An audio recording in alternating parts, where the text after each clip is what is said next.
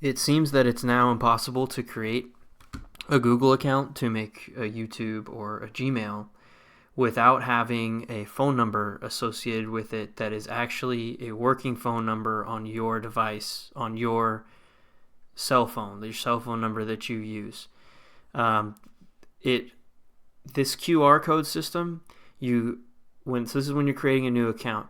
You can't scan it on a device that doesn't have a phone number associated with it, because when you go to your phone, you follow this link, nothing will come when you scan it and you follow it on, if unless there's a phone number associated with the device. And now I'm going to get into trying to use Google Voice and other methods to try to work around that, but long story short, it doesn't work, but I'll get back to that. So you'd think that that's bad enough that you can't create a Google account, a new Google account, without giving your phone number. But you can't even get into a lot of your old accounts without giving a phone number. So this was an account that I made about 3 years ago.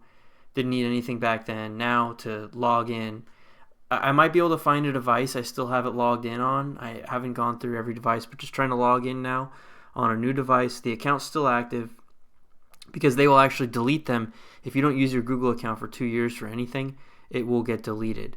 I created one for my dad and he never used it, so 2 years have gone by and that email address is gone. So let's say now you do this and you say, well, okay, well, it says you can try another way. All right, you want to try another way? We'll get back to the Google Voice method. Okay, now they say, all right, let's verify it's you. And so they just ask you, this is the very next screen after this, to put your phone number in. You say, no, let me try another way. And then they still try to tell you, use your phone number. And then then you can say, try another way another time. So now they say, use your fingerprint, face, or screen lock. You can use a passkey to verify that it's really you. Your device may ask you to scan a QR code before using your screen lock. So I did try this, and if you say try another way, it kind of just reroutes you again back to the.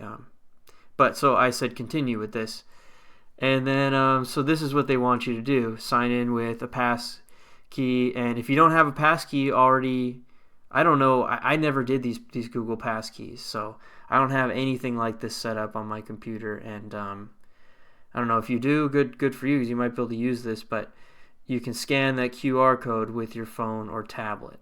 So if you set up these pass keys, you may be in luck. Maybe I still could use one, but then it would associate it with my Microsoft account. I don't know. I guess there may be a way to continue getting around that, but I don't have any current passkeys now, so that was a no-go. But then I thought, okay, well, what about Google Voice? All right, so I had a Google Voice, but that's if you don't use it for, I don't even know, it might even be a year, half a year, something like that. If you don't actively check it and use it, send a message or make a call, it deletes your Google Voice account, reassigns the number, and then to get a phone number, you have to get a new phone number. So when you do that, you select the phone number, and then to complete setup, you need to verify your existing phone number. So that's not going to work. And then the other method I tried, your existing phone number, okay, my main phone number, so then it's connected and it's easy for them to track.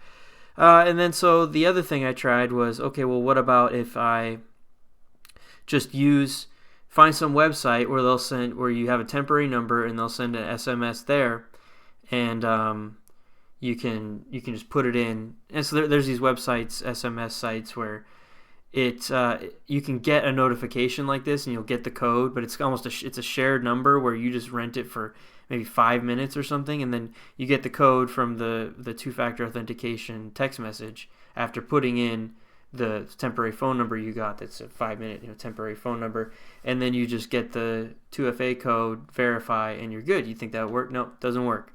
Google has that tracked, and they shut down any number that's associated with any service like that.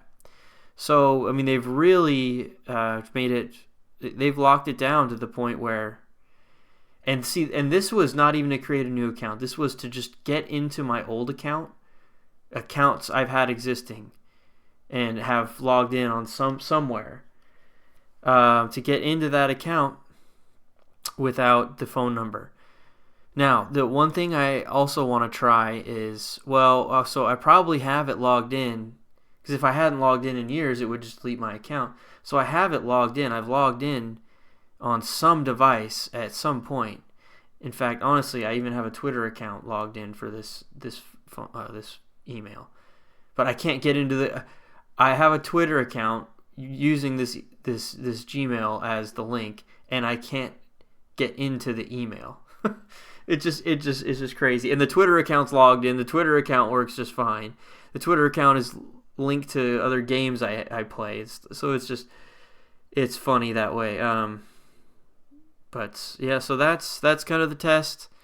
They've really cracked down. They want to have your phone number to be able to track it too, easily identify you. That's way easier than email addresses or tracking your IP, because you could always use a VPN. That's not reliable for them. Although they do know which IP addresses the VPNs are linked to. They know when you're using a VPN and when you're not. So yeah, but that's the future. It just gets, they don't want you to be able to be anonymous on the internet. They want you to fear judgment by the system. And it's not like I'm going to do anything wrong. I just want to be able to make videos like this. I want to be able to talk about where things are going in the future, the surveillance state, and how the way they want to police you. Palantir, all these companies want to police you by making you scared to say anything on the internet and making it impossible to be anonymous on the internet. So yeah, that's what I had to say about that. But yeah, I just wanted to make a new YouTube channel, start putting stuff up, and I thought, well, let me make a new email address. And this is the first, and then this was what happened. And then I thought, oh well, I'll use one of my old email addresses.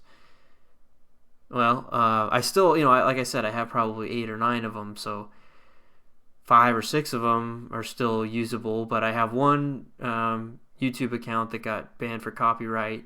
I have one that's active. I have one that's associated with my name that I don't want to use. And then I have 2 burners that work, 2 more burners that don't work, that are like this, where I can't log in without giving a phone number anymore, even though I have it. I must have it logged in on some other device.